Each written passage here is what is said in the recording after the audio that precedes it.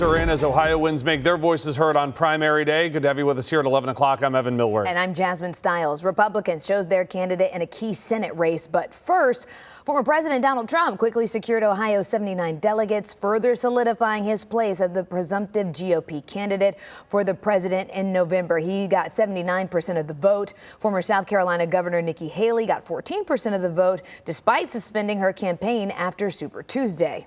On the other side of the aisle, President Joe Biden took home Ohio's 127 delegates. On the Democratic side, 87% of the vote there. However, much like with his GOP opponent, thousands of voters still cast their ballots for his opponent. In this case, it's Minnesota Representative Dean Phillips, getting 13% of the vote despite suspending his campaign after Super Tuesday.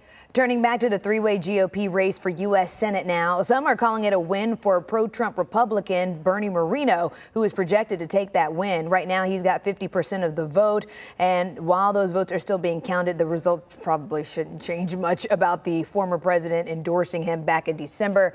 And he actually joined Moreno at a rally in Dayton on Saturday. So going into today, polling still had things up in the air as to who could take home that spot as the nominee. So businessman Bernie Moreno and State Senator Matt Dolan traded the leading spot for weeks.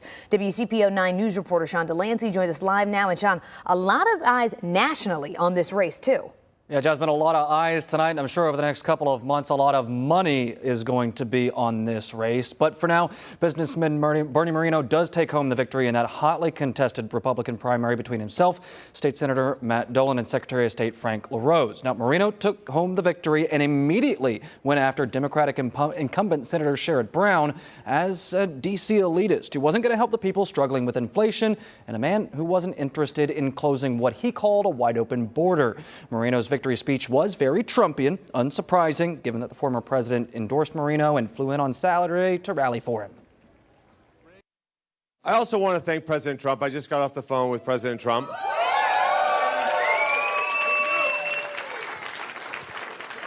And, you know, the reality is we have an opportunity now.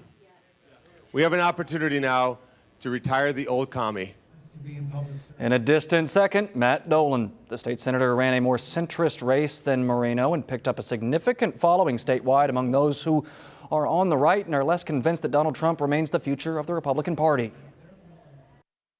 We ran a race where we wanted to present a case to Republicans to say, you know, if you want somebody who understands the operations of government, wants to go to Washington and actually get things done, you know, we just didn't get it out to enough people.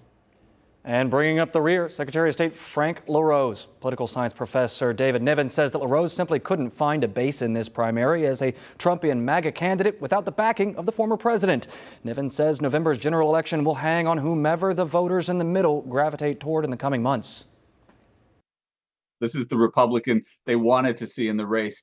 And for Sherrod Brown, I think the key is he is always talking about the dignity of work. He is always talking about blue-collar concerns. And I think from his campaign's perspective, they're very happy. Niven says that the one thing that helped boost Moreno to the top over Dolan and LaRose, Trump's endorsement, could hurt his chances of connecting with the more moderate voter in the general election, something Sherrod Brown has always been good at.